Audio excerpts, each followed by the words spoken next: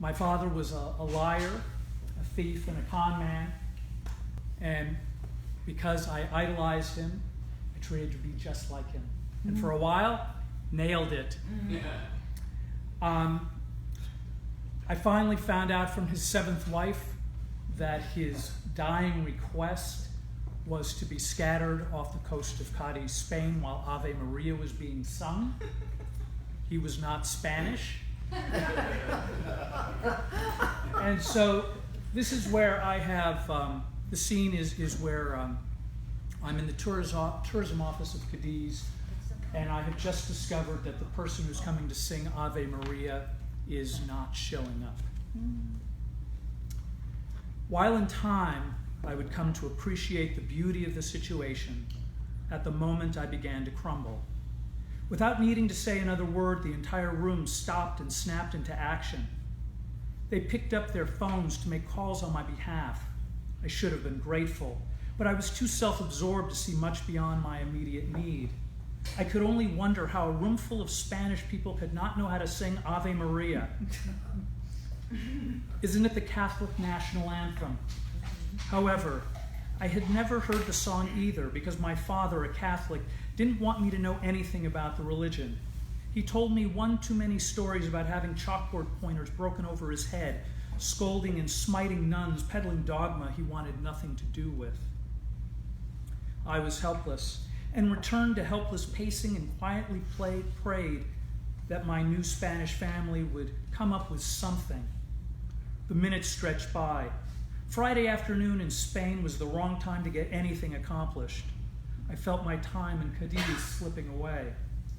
A couple of other ladies approached me to smile and be nice, but I didn't want their attention. I wanted a solution. I didn't want to feel alone and vulnerable. I wanted to give Dad the exact send-off he wanted and look tall and confident doing it. If I did, maybe success would undo 40 years of failed, despondent relationship. I could feel like I was the good son, but it wasn't meant to be. Daria approached me, looked at the ground and said, "I don't think we can help you." My throat tightened, and I prepared to run into the street screaming for help. Then I heard a sound from the back of the room. It was coming from Cesar's computer. The sound became Ave Maria. It was beautiful.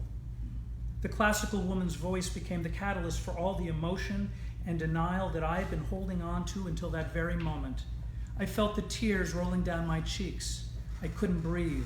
And then I did what any other self-respecting pseudo-alpha male would do. I ran to the nearest door and closed myself behind it. I would have kept running had I not walked directly into an office supply closet. The only thing that I could see was a brief crack of light at the bottom of the door. I stood alone in the closet for several minutes until there was a knock. Before a feeling of stupidity settled, the door slowly pulled open and the light poured in. The kind of light that let me see the small specks of dust twist in the air, and the kind of light that turned a beautiful woman's skirt transparent. Daria flooded in with that light.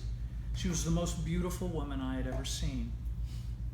She was backlit by what I now reminisce as a somber light.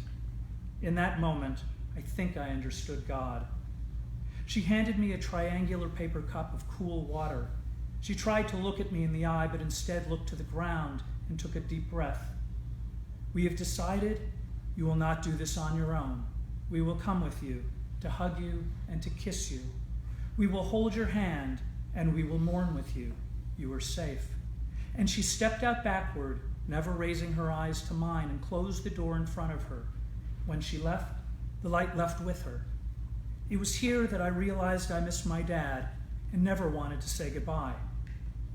I sat alone, surrounded by reams of paper and paper clips and toner cartridges and the dull ache of unwanted transformation. When I walked out of the closet, the small office looked meaningless, and the fluorescent lighting lowered, and the tourism office of Cadiz waiting patiently for me to close the office for the week. I cleared my throat several times, trying to find the words, but none came. Everyone was ready to leave, with coats and briefcases in hand, when Daria came up to me and said, Caesar found Ave Maria on the internet by one of the most famous vocalists in all of Sevilla and made a CD of this song for you. She exhaled loudly and then smiled broadly. We will all drive together and find the best spot in all of Cadiz, any place you want. And then we were going to play Ave Maria for your father, and together we will mourn. 4 people I didn't know waited for me outside while I walked on uneven sidewalk to get Dad one last time. My throat was still tight, and I felt a light breeze against my damp face. For a brief moment, and for the first time since I had arrived in Cadiz, I felt gratitude and perhaps some relief. I smelled cinnamon by the bakery and sea salt in the air. I passed uncomfortable cats and worn pedestrians. I inhaled a small dose of peace, which came from being right in the middle of the moment, 1 foot at a time, over loose cobblestone. Dad, I said to myself, I think you chose well. I walked in acceptance through my father's adopted home until I came upon a big shady tree. At its base sat nothing. I stared at the empty spot before looking around, trying to get my bearings. Many things crossed my mind, but the obvious was that Dad could not resist one cosmic final joyride. My tiny blue car had been stolen, along with my dead father in its trunk.